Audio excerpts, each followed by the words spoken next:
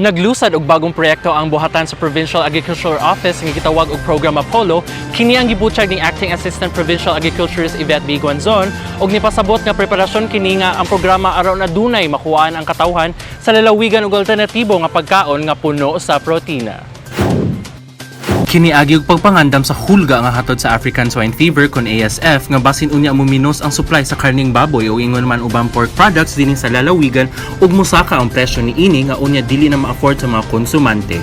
Ang hinguhaan sa protina dili lamang sa karne sa baboy makuha apan kini makabot pinaagi sa ubang kapilian ug alternatibo nga abunda sa ubang protina sama sa legumes nga naandan nga mga alternatibo alang sa mga konsumidor. Ang beans, yellow corn, sweet corn ug kalabasa mao karon ang giisip sa Pagro nga ihulip og ang mga binhi ni ini mapalit nga gikan sa nagkalaing-laing agricultural suppliers dinhi sa Misamis Oriental. Kun diin gihimo na usab nila ang canvassing alang sa presyo nga mapalit sa matag kilo og bag.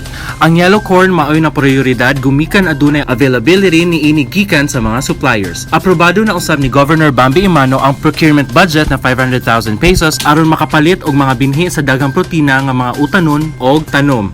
Ang program Apollo mugahin sab og 50 hektarya nga luna nga tamnan og gulay ug tanom nga puno sa protina sama sa sweet corn, kalabasa, yellow corn, legumes ug beans.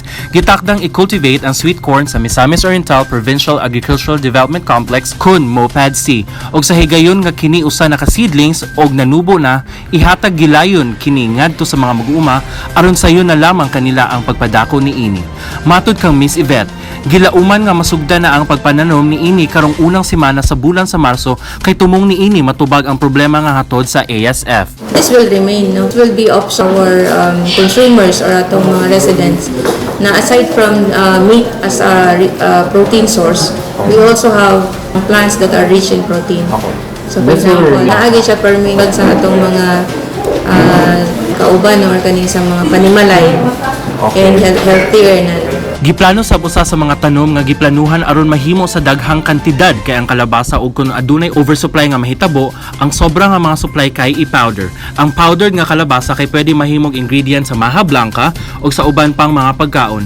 Ingon duga nga suporta ang Pagro na naad nga maghatag og tabang sa mga mag-uuma aron hingpit nga matuman ang mandato sa amahan sa lalawigan Governor Bambi Imano sa pagsiguro sa seguridad sa pagkaon alang sa tibuok Misamis Oriental. Hugot karon nga gihingusgan o gipangandaman ni Governor Bambi ang mga alternatibong paagi aron matubag ang mga kakulangon taliwala sa mga hagit nga giatubang karon sa lalawigan. Kauban si Andy Pakamalan sa kamera, ako si Gio Denke, alang sa limpyo ug matarong nga panggobyerno, padayon Pilipino.